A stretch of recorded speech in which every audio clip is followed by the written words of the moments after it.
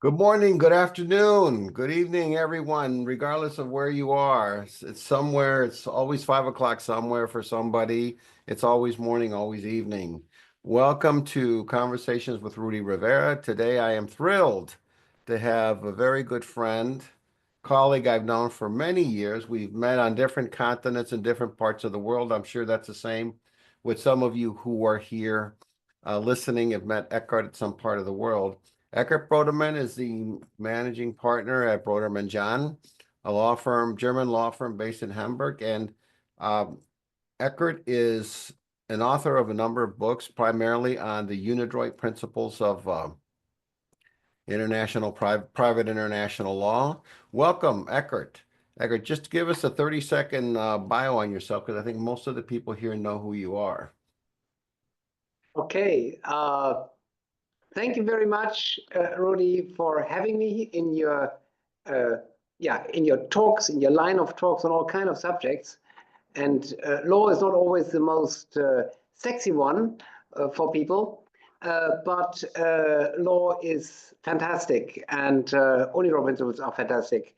I was myself trained in 3 jurisdictions, first in France for 4 years, then in Harvard, New York Bar, Washington, large law firm, and then a third time in Germany with then a doctoral thesis on jurisdictional doctrine, a long one, a book on European law and private international law. And then in '89, 35 years ago, I wrote my first book on private international law and international litigation and arbitration. It just came out in the 9th edition. And so I'm very conservative in the beginning, and then I at some point discovered these UNIDROIT principles and decided that's exactly what we need to overcome these national boundaries, which I discovered in all those 3 nations when I studied locally. Well, Eckert, practicing in various jurisdictions like you and I have, I've mostly done litigation in many different jurisdictions, but had to deal with contracts in a number of those jurisdictions. It's always challenging to, get the right terms into a contract, terms that everybody understand. And there's been a big movement since, I don't know, long, long time ago about standardizing contracts in international business transactions. And that's really the UNIDROIT principles on international law. Can you tell my audience what that is and what its purpose is? In 1968, a long time ago, a guy at UNIDROIT, which is an international organization set up by the League of Nations in Rome, came up with the idea we have to try to bring up the different systems. At that time, the world was divided in 3 parts. Basically, you had the socialist countries, Soviet Union, Ukraine, Russia, all those parts together, and the common law countries and America, and then the continental European countries, including South America and China and Japan at the time, with civil laws based on the Central European countries. And within Europe, you had those distinctions between all the Romanistic law countries, basically all the laws of the countries which Napoleon conquered at some point, and then the German law countries and those countries like Greece who followed the German law. And so there was a lot of diversity, but the need of the traders cross borders, they are similar, and they want it simple, and they want a solution where you can understand it. I mean, why should you accept as a German the Greek law which you can't read the Greek? Yeah, or why should Ukrainian accept New York law if they can't? I mean, or why should you accept Ukrainian law if you can't read Ukrainian? Just so it goes in all directions. So they came up with the idea we need something to join all of that. And it took them 12 years until they initially set up a working group.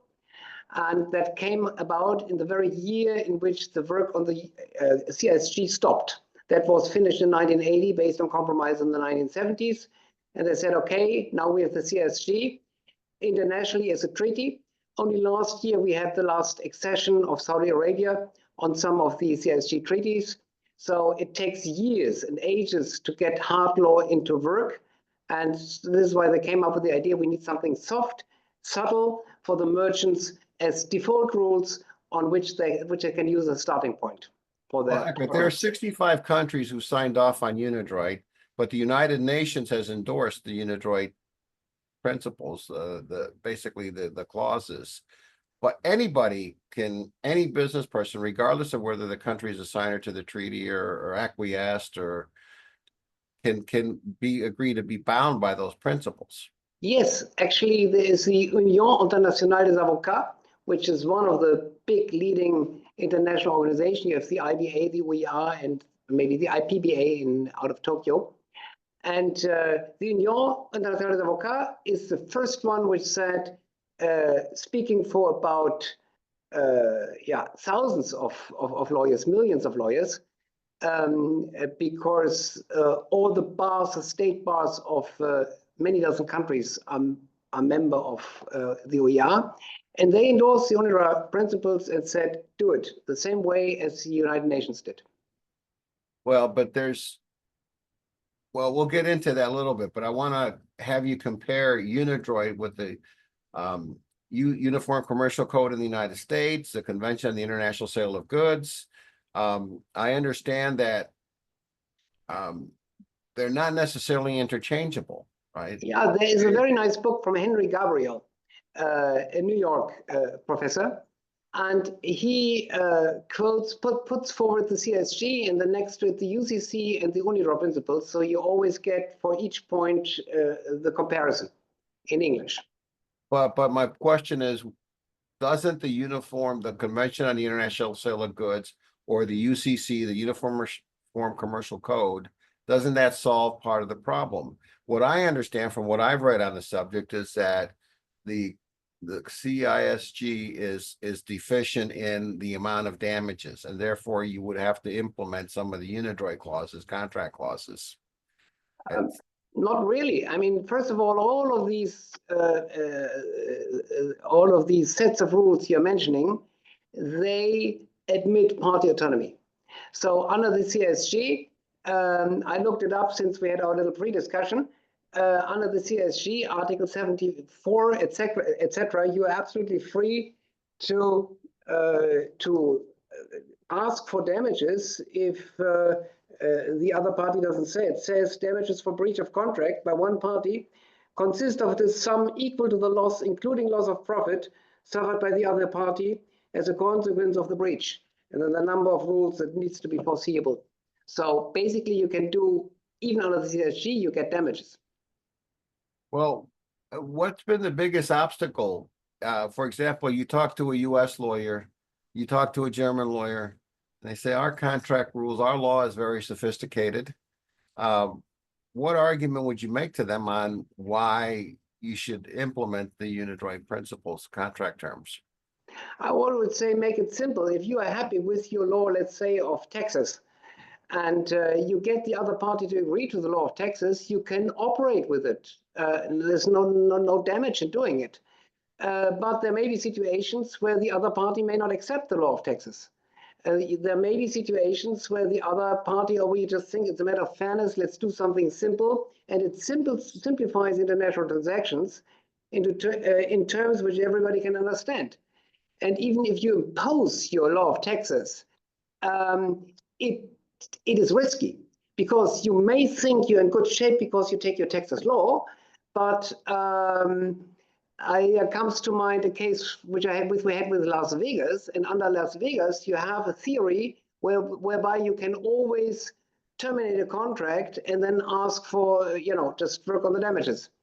This type of approach, that you conclude a contract and if you don't like it anymore, you just breach it and then pay damages within the agreed limitation of liability.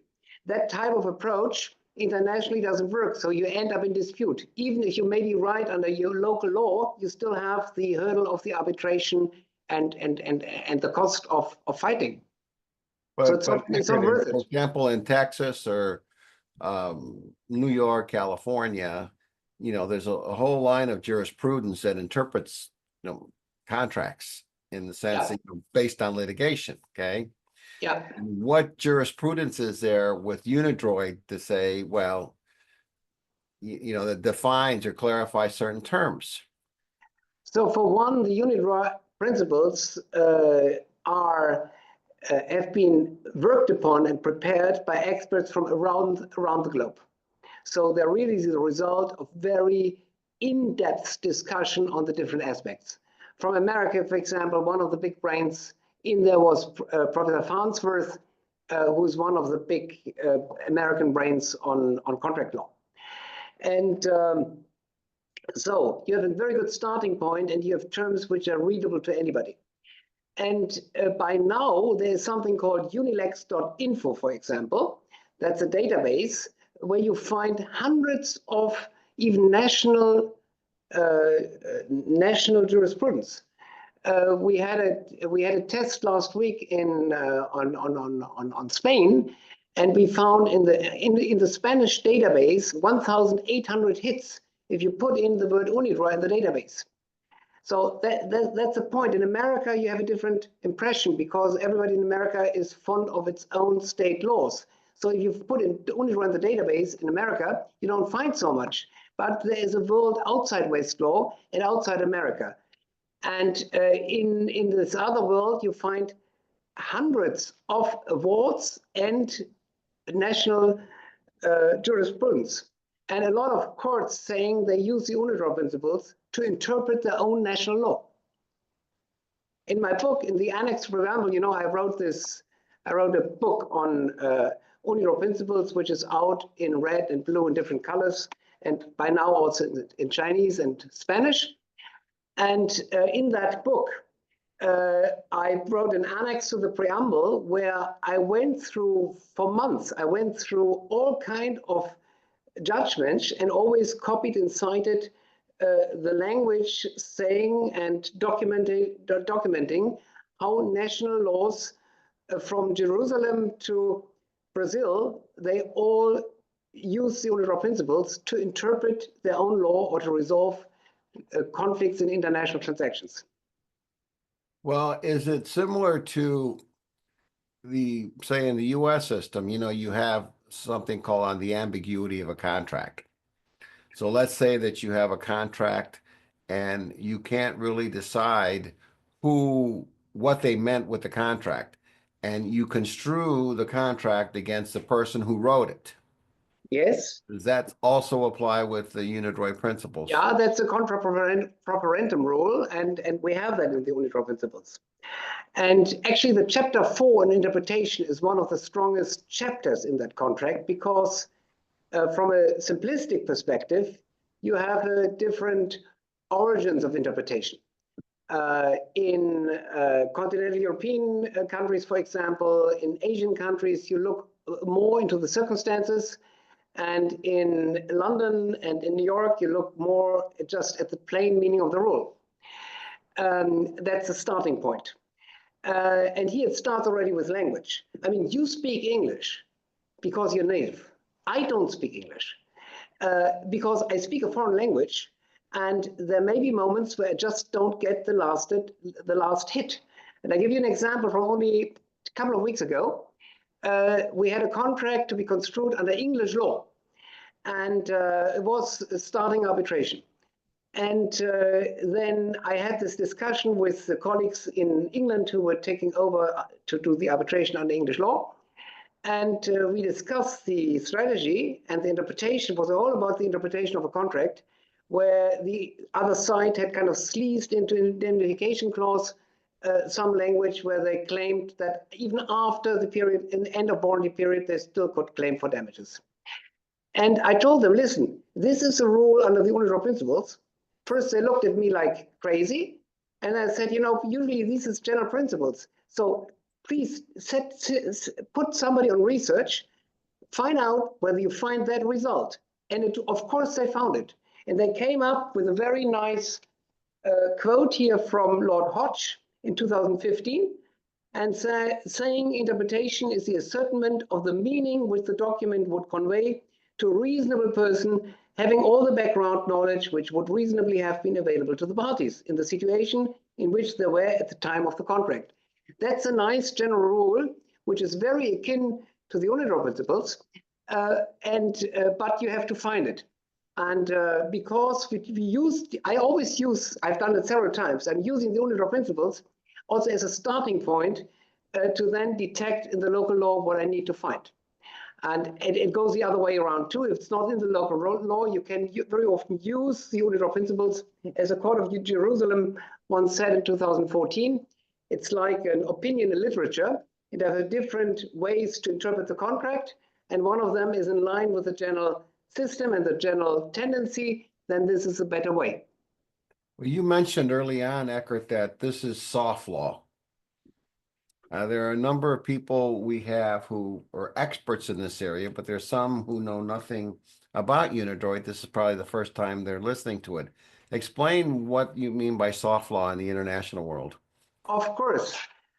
It's all about party autonomy. In the beginning, there's freedom, and we can do contracts as we wish them to do. But when you do a contract project, there are so many things to think about. And this is why it's helpful that people sit together over a period of over 40 years. Between 1980 they started, and in 2016 we have finished the last fourth edition. And in all that period, they worked through all the topics of a normal contract, from contract formation to validity, joint liability, all these issues. Set off. I mean, take set off. Under my German law, you cannot set off dollar versus euros because they are not of the same kind. They are different currencies. And that's something when I negotiate with somebody from another country, one of the last points which comes to my mind, shall I include a special clause, which exchange rate shall we use if there is ever a set off between dollar and euro?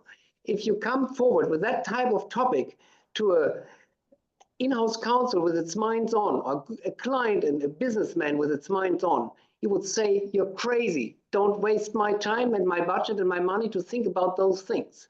This is why it's helpful to have a starting point where it's in there. And then you just can start with your own template, however you like to do it. Start with that, use it, and they just flow in. They help you. They're like a chameleon helping you. Well, Eckart, the UNIDROIT principles, they play a vital role in commerce because they provide an alternative choice of law in instances where parties cannot agree on specific choice of law. Mm-hmm. Now, in some of my dealings, for example, you know, I think, for example, people blindly say, well, let's have the law of Germany, for example. Okay. Well, Germany is a very sophisticated legal system, but loser always pays cost. Where in the US, loser doesn't pay cost unless it's by statute or by agreement. Okay. Yes. So would that be a reason why somebody would use the UNIDROIT clauses of action? Because I think people have to go into what's the law of the country before decide, well, you know, we won't want to be there. The other side says, well, we don't want to be there either. Is that the reason why people go into the UNIDROIT? I mean, let's do it in two steps. Step okay. one is when you do a contract, in my opinion, the most important clause is to decide if ever there is dispute, who shall decide? If the contract is fine and lived up, you put it in the corner, you never open it up again, and you just, you know, exchange the duties. Fine. You need the contract when there is a potential misunderstanding. And then a good contract can do a lot. And if you have a good starting point, let's say a good arbitration clause, where you agree on arbitration and you can shape the arbitration within 3 months, 6 months, normal arbitration, standard clauses. If you do the arbitration, that's the most important clause. And all arbitration regimes that I know of do allow the choice of soft law like the UNIDROIT principles. Most recently, only last year, the CETAC rules in China changed and also now admit to arbitrate under general principles of law, like the UNIDROIT principles. I just finished a book on the CETAC arbitration rules, and it's also in there. You can also use general principles in China. So around the globe, you can use it. And that doesn't function with, let's say, a local American law. If you think New York law is easy to access, I must tell you, in many parts of the world, including my home country, it is not easy to access. Because we're not connected with West law and all that stuff here. And it's not an easy access to the computer, and I get the most recent results. And it's complicated. Like in my English example, the UNIDROIT principles are, it's fast and ready to find. It's 211 rules. It's 20 pages to read. So I have a very good starting point. And regardless of UNIDROIT or CSG or UCC, there's party autonomy, so we can shape the contract. And in that regard, UNIDROIT principles, at least for all my foreign clients, and also even for some German clients in cross-border situations, UNIDROIT principles are better than German law, because you don't have all this complexity of consumer protection. Laws by nations are written for the people who vote. So you want to make things simple and make the consumers happy. And when you do business among merchants, you don't need consumers happy because they're not part of the deal. It is important to have consumer protection and all that stuff, product liability. But all that stuff is not needed when you do a business-to-business transaction. And for that, keep it simple and keep away all the stuff which is consumer related. And let's focus on the business. Makes it more simple. Well, I was looking at some of the principles, okay, and I read through your book prior. I noticed there are a lot of similarities between that and with the terms of contract law that we have. So, for example, I see good faith in dealing. That's a contract law, right? You enter into a contract under UNIDROIT principles, you have to act in good faith, right? You can also be in breach under UNIDROIT. It seems to me, from what I've read, it seems to follow a lot of the US principles. Is there ever a situation where the principles are inconsistent? In other words, where you draft a clause and the country says, no, it's not. For example, I know with the international sale of goods, for example, somebody in Colorado signs a distributorship agreement with somebody in the UK. Well, and the exclusive law is US and the place of arbitration is US. From what I recall, that clause is voidable because basically the law in the UK, as I understood it, says you can't, if you're going to have a distributor, it's got to be litigated where the distributor is if there's a dispute. Do you ever have those situations come up where a court says, nah, that law, that contract is invalid because it violates our state law? Now we go to the heart of private international law. And we say we have to qualify, to classify, to distinguish. And the question is where you can arbitrate or where you can bring something to court. That's international litigation. Has nothing to do with the UNIDROIT principles in the first stage. Once you are in an arbitration or in front of a judge, and you have to look at the UNIDROIT principles because it's agreed, people wanted it, then you look at it and take it from there. And the UNIDROIT principles are a compromise of all these different legal regimes. So in the subtle details, you may find here and there a deviation, but generally speaking, it's exactly the experience you make. You start looking at the UNIDROIT principles and you recognize a lot which is very familiar. I did the same with, let's say, German law. I made for the Germans in a German version. I took the 211 rules, and for 100, I think 30 or so, I could place a German paragraph of the German statute next to it and said that's the same thing. And when I have students from other nations, regardless from where in the world, I very often give them the work. Here's the UNIDROIT principles, compare them with your home jurisdiction and give us a little speech, as a continued legal education at the office. And each time they come up with the same kind of result because it's such an ingenious compromise. Basically what they did is to take the UCC and to internationalize it. I mean, the genius of the Americans was that they took English law, and then when they wrote the UCC, they added good faith and fair dealing to English law, because in pure English law, Commonwealth law, you don't have a general principle of good faith and fair dealing. That's the Americans who invented it. By the way, with Leveland, a guy who also studied and taught at some point in Germany. So, inspired maybe possibly there, he wrote this and they jointly wrote it, and America made good faith and fair dealing great.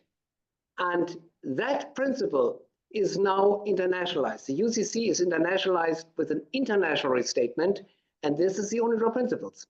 And this is why it comes in so helpful if you do cross-border business. Well, and relying on the UCC, the Chinese version of the UCC, I mean, the terms have the same name, but they're always different. Like the perfect tender rule in the US is different than the perfect tender rule in China, you know, and Yeah. and seasonal acceptance or rejection is different in different jurisdictions. Eckart, we have a question. Is it common for UNIDROIT principles to be applied in international e-commerce transactions? I don't know whether it's common. I think it's nowhere common yet because they were finished in 2016, and I don't think that so many people have already taken the time, like our audience today, to look into them and to study them. But you know, it's like the invention of the smartphone. Prior to the smartphone, we used cable phones or pay phones. Yeah, I still remember those booths. You had to stand on the booth to get in and to speak. And that is all the national laws. And now suddenly we have the smartphone of the contract law, and that's the UNIDROIT Principles. So, and you make your own choice. Do you want to go on and going to the phone booth and standing out there in the rain until you find you can open the door and enter? Or do you prefer to work in a modern way? Well, I think Either way, yeah. sometimes with all the hacking that's going on, I'd prefer a fax machine. So they don't steal my stuff, you know. Uh, Eckart, tell us about what are probably in your view some of the most important clauses, some of the most important things that the UNIDROIT principles brought to international transaction. I mean, we know one of them is continuity, I guess, having, you know, common language for contract terms throughout the world, but what are some of the others? I mean, the starting point is the principle of good faith and fair dealing, Article 1.7. And then throughout the 211 rules, you have more specific rules because, of course, we had on the team also English lawyers. And maybe I didn't mention so far, but I've spent some years on the team preparing for the 2010 edition. For some 5 or 6 years, I was part of the team observing the core team working on the UNIDROIT Principles. As an observer from practice on behalf of the International Bar Association Outer Space Law Committee. Because in space law, that's where I started. In 2001, I discovered the UNIDROIT Principles in an arbitration in Switzerland. I fought for English law, the other side fought for Swiss law. We both pretended to want neutral law. None of the two were really neutral, and the wise arbitrator proposed to agree during the arbitration on the UNIDROIT Principles as real neutral law. And we all agreed on it because in the end, we were fighting for damage.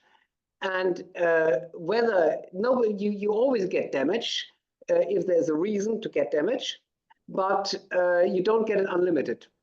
And whether you call the damage in the end, in the English test, is it too remote? Or if you, Harvey versus Baxendale, 1854, or whether you call it in the German way, is it adequate? Or whether you call it the French way, is it foreseeable? It doesn't matter that much. So the formulations they found in the UNIDROIT Principles is something we could live with. And so both parties, and I've seen that several times happen, agreed during the arbitration to fight under the UNIDROIT Principles. We did it once in a Chinese case to avoid the cost of proving Chinese law to arbitrators sitting here in Germany. So I come back to the English, and the English, you know, they don't like good faith and fair dealing. It's so move for them. It's too soft for them. So this is why the English said, we need to do something which is specific. Certainty trumps equity. Sorry. I had this off, I apologize. Ausmachen. And so we did, so in order to cover, I apologize for that. In order to cope with the need for certainty, we went, and the working group went through all the steps of a contract life and then agreed on a rule which on the one hand is specific enough for the English lawyers, and on the other hand, still in line with good faith and fair dealing. Eckart, but you said something that, it's related to a question I asked you earlier. You both wanted a neutral law, Yes. basically. And so goes back to my original question. So people don't want to be in under one country's law or another, and somehow they feel that the UNIDROIT law, clauses are neutral. Yes, they are. They really are. Well, explain to me how they're neutral, because you have contract terms that mean certain things in each country, right? Um, how is it they're neutral? Because let's start by, let's say, making a contract. And if you speak with merchants, everybody understands that you need an offer to know with some specifics in there to understand what is being offered. And to come to a meeting of minds, you need to accept that offer. So there's an offer, there's communication of the offer, and there's acceptance. That's the starting point. So people could agree on that. So that's a neutral way because it's holistic, it's universal. See, to me, neutral means that I might be afraid of how German law would interpret certain contract provisions versus US law would interpret certain contract provisions. And therefore, I want something that everybody understands. Um, Or I am I mean, missing? in the beginning, you write the contract. And when you write the contract under UNIDROIT, you write it under under Chapter 4. And under Chapter 4, you have a general rule on interpretation in, I think, Article 4.3 and 4.1. A contract shall be interpreted according to the common intention of the parties. So if we are clear what we mean, we can write that down. If such an intention cannot be established, that's a matter of procedure and what comes out in the arbitration. The contract shall be interpreted according to the meaning that reasonable persons of the same kind as the parties would give to the same in the same circumstances. So that's very objective, and for that you have a series of factors which are helpful to look into it and to interpret what the parties meant. So yeah. Okay, you have a fan, okay? Because somebody wants to know, where can we buy Eckart's book? Can we get them on Amazon? And this is a person from Mexico who's asking this, and your book is about ready to be printed into Spanish. Is that correct? In the Spanish, it's out, Tirant l'eau blanche. It's a Spanish publisher, so it's printed in, I think, 6 or 7 South American and Middle American countries. So you should be able to find it with Tirant l'eau blanche. And in English, you find it on Amazon. You find it, it exists in this blue version for the German-speaking countries. It exists in a red version from Wolters Kluwer in the, for the international countries. Because I told the Germans you're not able to sell books abroad. And I told the Americans, Wolters Kluwer, you're not able to sell books in Germany, which is truth. Well, why different colors? So everybody's happy. One has the blue book and the other one is the same book. And the other one has the red book. And they can do their own marketing. That has to do with IP rights and everything. Well, Eckart, taking a devil's advocate position, I want you to take a devil's advocate position, okay? And what have been some of the criticisms you heard about the UNIDROIT principles? Most criticism I heard from people who never took the time to even invest 10 minutes or 1 hour into them. So this is criticism I can't take too serious. Yeah, I mean, people can go on in their old phone booths as long as they want. I open up to them when they come and ask, and then I help them. And then they can do, I mean, if you imagine you have a group of companies with affiliates in different countries, it just simplifies your life if you have one set and you can use the same license agreement with India and with China. And you only have to look at local law if there's mandatory law, because of course, in addition to the contract law, you always have to look, yeah, is there some mandatory law like sanctions, which are up to date these times, or customs? That's things you have to look on top, which is not covered by the statute. But no matter how ridiculous, what have been some of the criticism? Because I know exactly what you're saying. I've tried to sell title insurance in different countries, and it was amazing to me how lawyers would opine on something that they knew nothing about. Correct. But what were some of the criticisms that you've received early on about the UNIDROIT principles? Yeah, there's, for example, the chapter on hardship. Pardon? And the You, chapter on hardship, that is section 6.2. And we all went through COVID. So we all saw situations where the contract didn't work anybody. Nobody had foreseen that situation of a COVID pandemic of that kind. And then during that same time, we and try to write a force majeure letter, for example, under English law, it's not that easy.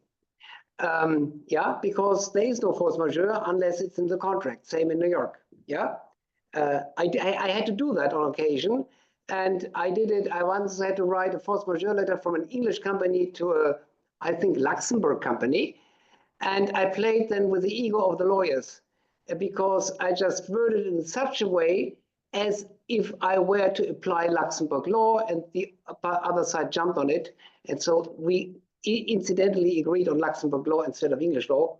They had their home law, felt happier because they had the home law, but in reality, from a bird's eye perspective, they would have been better off with English law, but they accepted my choice to use Luxembourg law. So with all that said, it's good to have something which, when you look at the crystal ball for the future of a long-term contract, and there can be price adaptations. If we have huge customs suddenly coming in, the Incoterms becomes important to decide who bears the risk of additional custom. If it's a long-term contract and during the long-term relationship, more custom is coming up. So with that in mind, I had to negotiate a number of long-term contracts during COVID. How do you negotiate a contract for 15 years of automotive production when you don't know whether COVID will come back? On the other hand, it's not unknown anymore. You can foresee it might happen again. So what I did, on occasion, I took the language from the UNIDROIT principles and I put it on the screen and say, okay, let's take that as a starting point and discuss. Do we want it only if it's foreseeable? Where do we want to adapt things? Is that the starting point, or do we also want to be able to adapt if COVID measures happen again and offices are being closed down? Do we want that? Who shall bear that risk? And then we had good conversations among the parties, and then we agreed, okay, it's a shared risk. And then in the consequence, if we need adaptation of the contract, who shall decide? Do you want an arbitrator to be able to decide? That's a default proposition of the UNIDROIT principles. Or do you want it otherwise? UNIDROIT principles always come along with Article 1.5, which is party autonomy, freedom to change. So on occasion, we changed it. On occasion, we didn't change it. It all depended on the circumstances of the contract. We have another question, Eckart. Do law schools in the respective countries teach UNIDROIT principles in detail? Is that in some they do, in some they don't. My friend in Guatemala, Pedro Mendoza, who was one of the leading of the translating teams for the Spanish version, when he teaches normal Guatemalan contract law, a normal class on contract law, he always teaches the UNIDROIT principles in parallel to show the students the benchmark, where the law of Guatemala is in relationship to the international benchmark, and where you can use the UNIDROIT principles to fill in and to step in gaps in their own law. And I've heard that from a number of countries.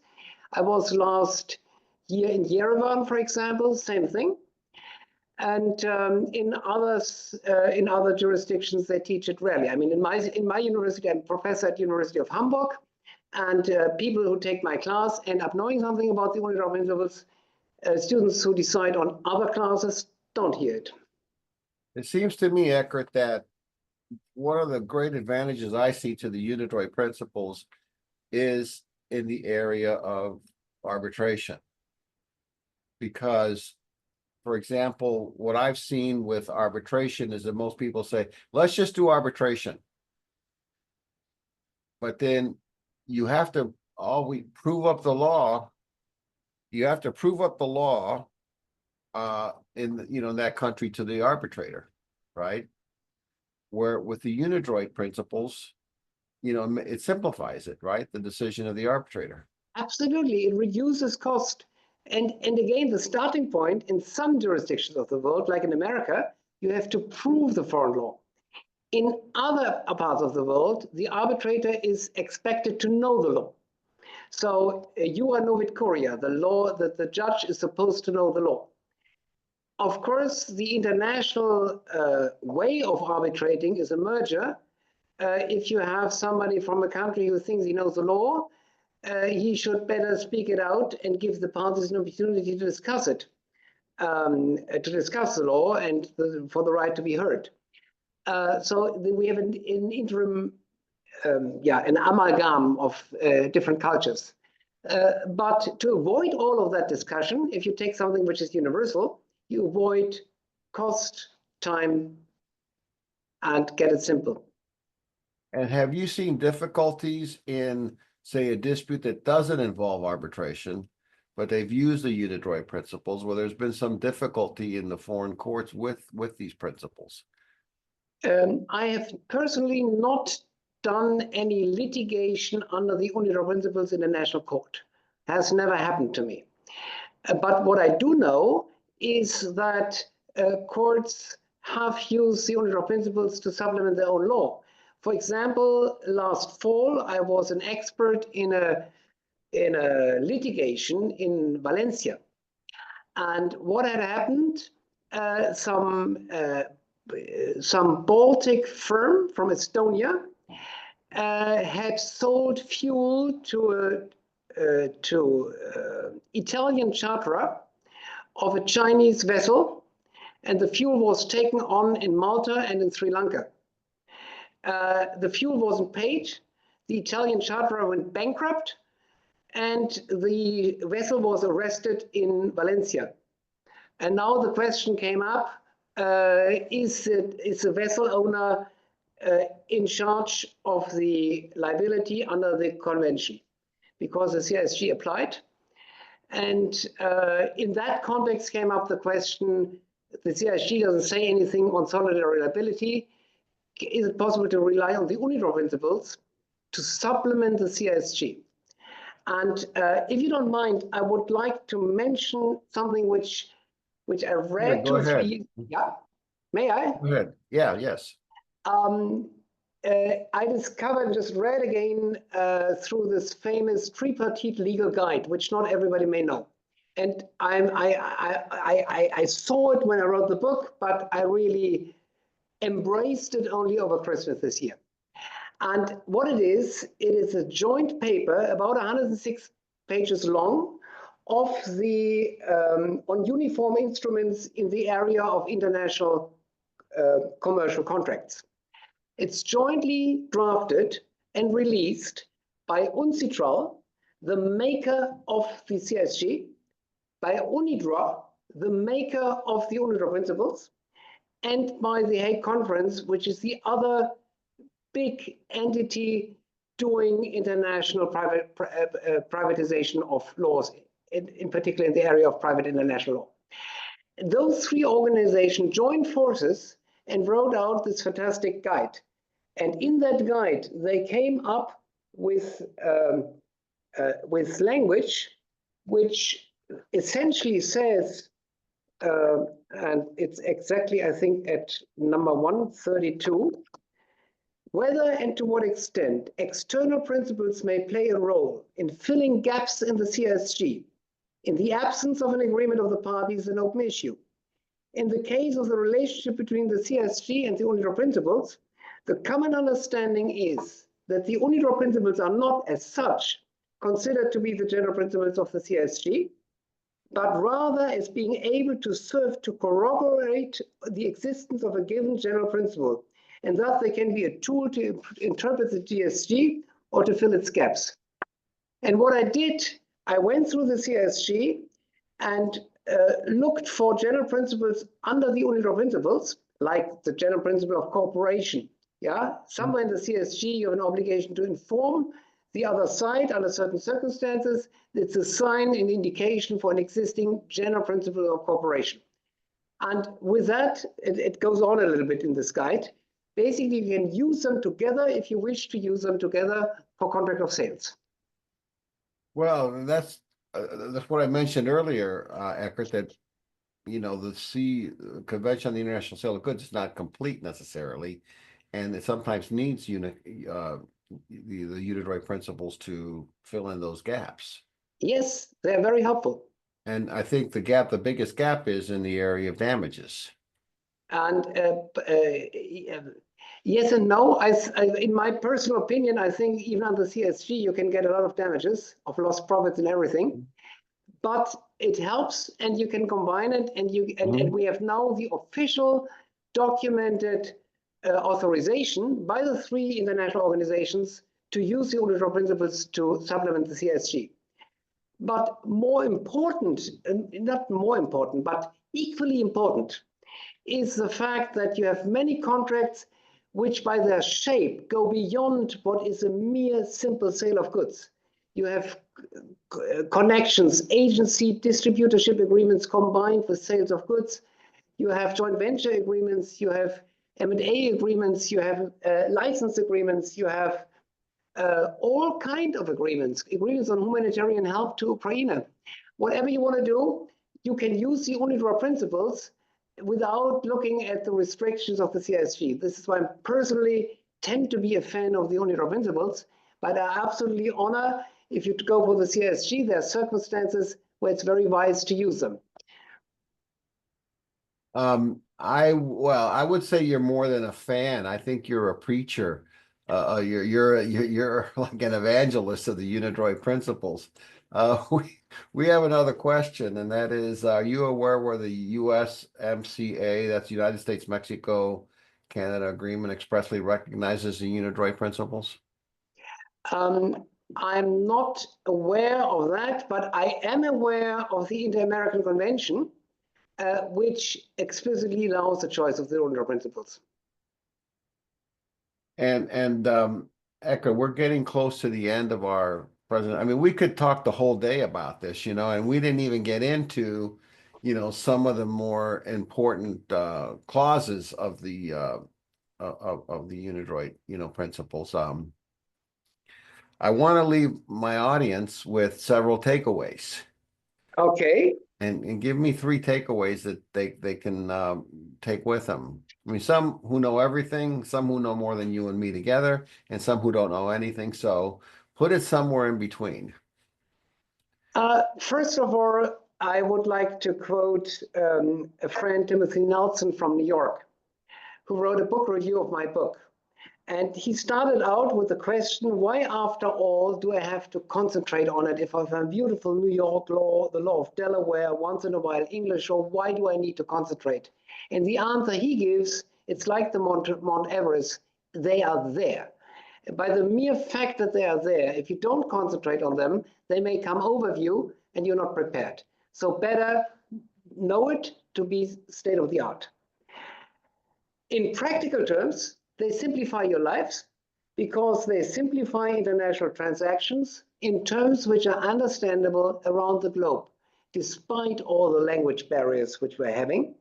And everybody knows where they're coming from, so it's a good starting point of default rules. And you're free to adapt them if you so wish, and you can write your contract in the direction in which you wish things. So what is the firm policy on certain points? You just integrate it into it. And compared to German law, they are better than German law because you don't have to think about the meticulous law of standard terms in Germany. So in the end, all that reduces risk and cost because if there is less dispute about the interpretation of clauses because you come more easily to terms, and I've had disputes under contracts written under UNIDROIT principles, and we've always come to terms. So simplification, simplified legal contracting, reducing risk and cost. Do you think that people within the United States not involved in an international transaction, California and New York merchants making an agreement, do you think they should use the UNIDROIT principles? I've seen them used for interstate contracts and functions well. You see them used Yes, between the states, yes. transactions between And, the states. very often we are in a global world, if we want it or not. And especially if the two American companies themselves also have affiliates in other countries, like Asia or Europe or wherever, or South America. So the moment you have companies which are a little bit cross-border, then it just simplifies the life for everybody. I've never heard, you're the only one I've ever heard of who says it should be used within domestic transactions and within the United States. It's your But freedom. You don't have to, I'm not addicted to it. no. I mean, I'm just saying that it's a good idea to use it. Yeah. I think honestly it's a harder sell to people within the United States, where they're each comfortable with their own law, I guess, but It's it's an fine. I easier mean, sell for yeah, international. let people be happy. I mean, in the end, we are in charge of our own lives. Yeah. And, I don't press for them. I just say they're there and decide when to use it. If you have a global company sitting in America and acting worldwide, and another one, if you have the same kind of companies, then it makes a lot of sense. Well, people are suspicious, I think when you start pushing something hard, like you're an evangelist No, on the no. Unidroit. No, I mean, since 9 editions, I'm an author of a book on private international law in Germany. Basically, that's my where coming from. I come from the national laws. It took me over 10 years to find this, but it just makes sense. This is why I open up to it. And I have to say, Eckert, I do agree with you. It does make sense, considering all the experience I've had litigating in foreign countries, seeing what happens when a bad contract is written, or people thinking, gee, I never thought of that. I could see where the UNIDROIT would have been very helpful. I will take an opportunity to ask anybody who may have any final questions of Eckert before we sign off. And Eckert, your firm is in Hamburg, based in Hamburg. In How many Hamburg, lawyers are Germany, in your firm? yeah, and I declined partnership in large law and grew up this firm from 1 lawyer to now 26. And it's a lot of fun, and we only do cross-border, focus on cross-border, and that I do since day one. Well, thank you so much, Eckert. To me, this was really interesting, and obviously it was interesting to our audience because most of the people stayed on, and that's a telltale sign that they were interested. Thank you so much, and everyone, thank you for listening to Eckert. He's one of the smartest people I know. And Eckert, I'm sure I will see you in Atlanta or some other part of the world at some point or another. Thank you so much. I just see we even had attendance from Hong Kong. Yeah, we do. We have attendance from Hong Kong. So to my LinkedIn audience,